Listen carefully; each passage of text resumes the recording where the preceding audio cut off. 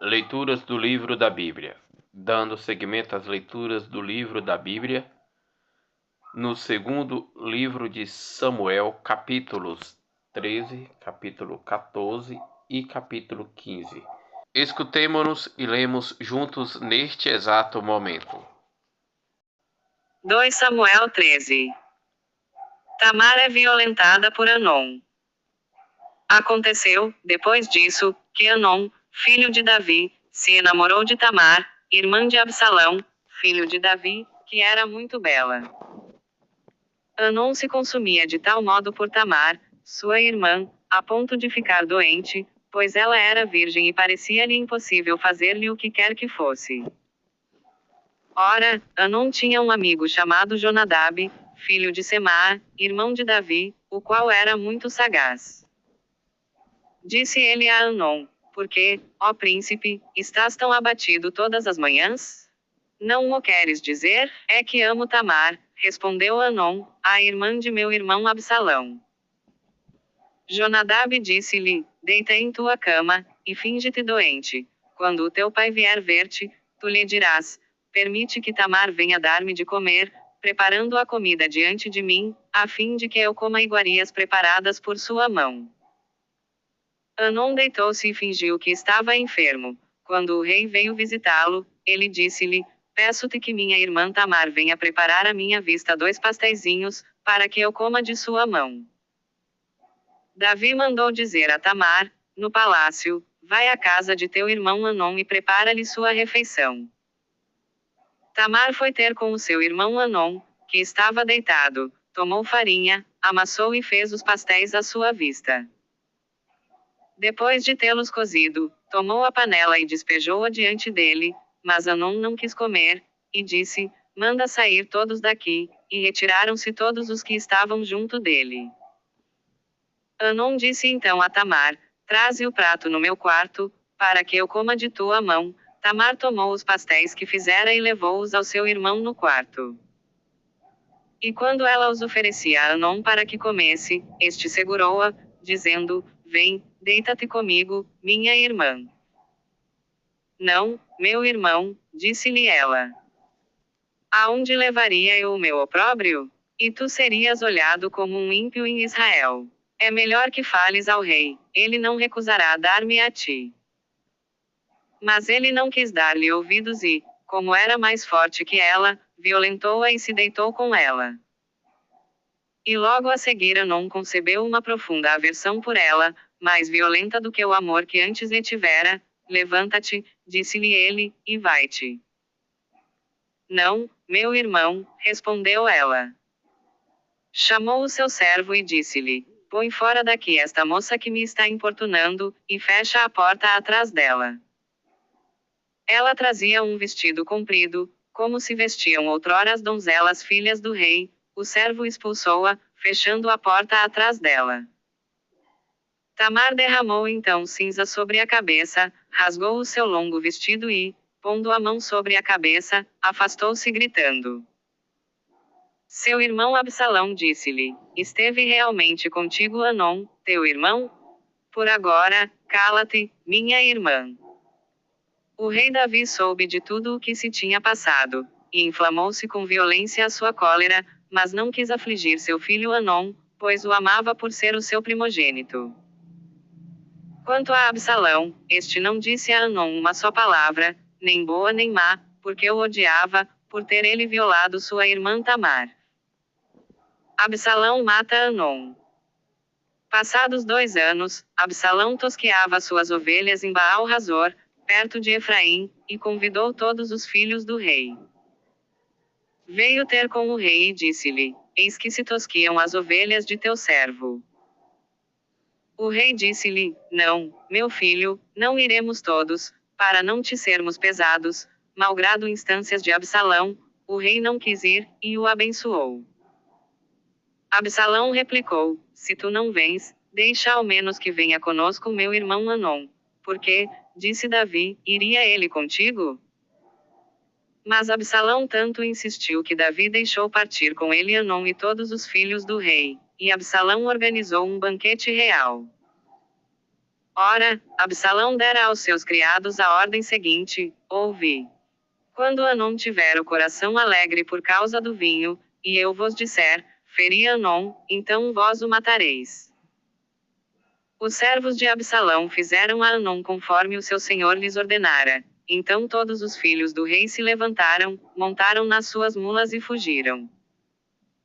Estavam ainda a caminho, quando chegou ao rei o boato que dizia: Absalão feriu todos os príncipes. O rei levantou-se, rasgou suas vestes e prostrou-se por terra. Mas Jonadab, filho de Semaa, irmão de Davi, tomou a palavra. Não pense o rei, meu senhor, que foram assassinados todos os jovens, só Anum morreu, porque Absalão decidira matá-lo desde o dia em que ele violou sua irmã Tamar. Não acredite o rei, meu senhor, que morreram todos os príncipes, só Anum pereceu. E seus outros irmãos estão vivos. Entretanto, Absalão fugira. A sentinela, levantando os olhos, viu uma grande tropa que descia pelo declive do caminho de Oronaim, e veio anunciar ao rei: vi homens que vinham pelo caminho de Oronaim, no flanco da montanha. Jonadab disse ao rei: são os príncipes que chegam. Falava ele ainda, quando entraram os filhos do rei e puseram-se a chorar. Então o rei e todos os seus derramaram abundantes lágrimas. Quanto a Absalão, fugira para junto de Tolomai, filho de Amiúde, rei de Gessur. Enquanto isso, Davi continuava de luto pelo filho, e Absalão permaneceu 3 anos em Gessur, para onde fugira. O ânimo do rei cessou de irritar-se contra Absalão, tendo-se consolado da perda de Anom. 2 Samuel 14. Absalão volta para Jerusalém. Joabe, filho de Sarvia, percebendo que o coração do rei se voltava de novo para Absalão, mandou vir de Tecoa uma mulher habilidosa e disse-lhe: põe-te de luto. Virás então ter com o rei e lhe falarás assim e assim. E Joabe sugeriu-lhe o que ela devia dizer. A mulher veio, pois, de Tecoa, e apresentou-se ao rei. O rei disse-lhe: que tens? Ai de mim, disse ela, sou uma viúva, meu marido morreu. Tua serva tinha 2 filhos, brigaram no campo, e não havendo quem os separasse, um deles feriu o outro e matou-o. E eis que agora se levanta contra a tua serva toda a família, dizendo-lhe: dá-nos o fratricida, para o matarmos em castigo do sangue do irmão que ele matou, e exterminaremos o herdeiro. Querem assim apagar a última brasa que me resta, de modo que não se conserve de meu marido nem nome, nem posteridade na terra. O rei disse à mulher: volta para a tua casa. Mas a mulher de Tecoa disse ao rei: sobre mim, e não sobre a casa de meu pai recaia a culpa. O rei disse-lhe: se alguém te ameaçar, traze-o à minha presença, e ele não te incomodará mais. Ela ajuntou: queira o rei lembrar-se do Senhor, seu Deus, para que o vingador do sangue não agrave a desgraça, matando o meu filho. Pela vida de Deus, disse ele, não cairá um só cabelo da cabeça de teu filho. A mulher então disse: permite que a tua serva diga uma palavra ao rei, meu senhor? Fala. Por que, pois, pensas fazer o mesmo contra o povo do Senhor? Pronunciando essa sentença, o rei se confessa culpado, pelo fato de não se lembrar daquele que desterrou. Quando morremos, somos como a água que não mais se pode recolher, uma vez derramada por terra, Deus não faz voltar uma alma. Cuide, pois, o rei, que o banido não fique mais exilado longe dele. Se eu vim falar desse assunto ao rei, foi porque o povo me aterrou. A tua serva disse: falarei ao rei, talvez o rei faça o que eu lhe pedir. Sim, o rei me ouvirá e livrar-me da mão do homem que procura excluir-nos, a mim o meu filho, da herança do Senhor. Que o rei, ajuntou ela, se digne pronunciar uma palavra de paz, porque o rei, meu senhor, é como um anjo de Deus para discernir o bem do mal. Que o Senhor, teu Deus, seja contigo. O rei disse à mulher: não me escondas nada do que te vou perguntar. A mulher respondeu: que o rei, meu senhor, fale. Não anda a mão de Joabe contigo em tudo isso? Por tua vida, respondeu-lhe ela, não se pode desviar para nenhum lado o que o rei acaba de dizer. Sim, foi o teu servo Joabe quem me deu instruções e sugeriu à tua serva tudo o que ela disse. Foi para dar a esse assunto uma nova feição que Joabe fez isso. Porém tu, ó rei, meu senhor, és tão sábio como um anjo de Deus, para saber tudo o que se passa na terra. O rei disse a Joabe: a coisa está decidida, vai, traze o jovem Absalão. Joabe prostrou-se com o rosto por terra, e abençoou o rei, dizendo: agora o teu servo reconhece que ganhou o teu favor, ó rei, meu senhor, pois que o rei cumpriu o desejo de seu servo. Joabe foi a Gessur e trouxe Absalão para Jerusalém. Mas o rei disse: que ele vá para a sua casa, pois não será admitido à minha presença. Absalão retirou-se para a sua casa, e não se apresentou diante do rei. Não havia em todo o Israel homem mais belo que Absalão, e que fosse tão admirado como ele, da cabeça aos pés, não havia nele defeito algum. Quando cortava o cabelo, o que fazia a cada ano, porque sua cabeleira se tornava por demais pesada, o peso deste era de 200 siclos, pelo peso real. Nasceram-lhe 3 filhos e uma filha, chamada Tamar, que era de grande beleza. Absalão permaneceu em Jerusalém 2 anos antes de ser admitido à presença do rei. Mandou chamar Joabe para mandá-lo ao rei, mas ele não quis vir, chamou-o uma segunda vez, e ele recusou-se de novo. Disse então Absalão aos seus servos: vedes o campo de Joabe ao lado do meu, semeado de cevada? Ide e lançai-lhe fogo. Os servos de Absalão incendiaram o campo. Os servos de Joabe foram ter com ele, rasgadas as suas vestes, e disseram-lhe: os homens de Absalão incendiaram o teu campo. Joabe foi então à casa de Absalão, e disse: por que incendiaram os teus homens o meu campo? Absalão respondeu: eu te mandara chamar, dizendo: vem, pois quero enviar-te ao rei para dizer-lhe, porque vim eu de Gessur? Seria melhor ter ficado lá, quero ser admitido à presença do rei. Joabe foi ter com o rei e contou-lhe tudo. Absalão foi chamado, entrou à presença do rei e prostrou-se diante dele com o rosto por terra, e o rei o beijou. 2 Samuel 15. A conspiração de Absalão. Depois disso Absalão adquiriu para si um carro, cavalos e 50 homens para escoltaram-no. Colocava-se desde cedo à beira do caminho, junto à grande porta, e interpelava todos os que vinham procurar o rei para um julgamento, dizendo: de que cidade és tu? O outro respondia: teu servo é de tal tribo de Israel. Vê, dizia-lhe Absalão. E Absalão ajuntava: ó, quem me dera ser juiz desta terra. Todo o que tivesse um litígio ou uma questão e viesse ter comigo, eu lhe faria justiça. E se alguém se aproximava para se prostrar diante dele, estendia a mão, detinha-o e beijava-o. Assim fazia Absalão com todos os israelitas que vinham procurar o rei para qualquer julgamento, e desse modo conquistou os corações dos israelitas. 4 anos se passaram. Absalão disse ao rei: deixa-me ir a Hebrom para cumprir ali uma promessa que fiz ao Senhor. Quando o teu servo estava em Gessur, fez este voto: se Senhor me reconduzir a Jerusalém, irei prestar-lhe culto em Hebrom. Vai em paz, disse-lhe o rei, e ele foi para Hebrom. Absalão enviou emissários secretos a todas as tribos de Israel, com esta mensagem: quando ouvirdes o som da trombeta, dizei: Absalão é rei em Hebrom. Ora, tinham partido de Jerusalém com Absalão 200 homens, convidados por ele, que o seguiam com simplicidade de coração, sem nada suspeitar.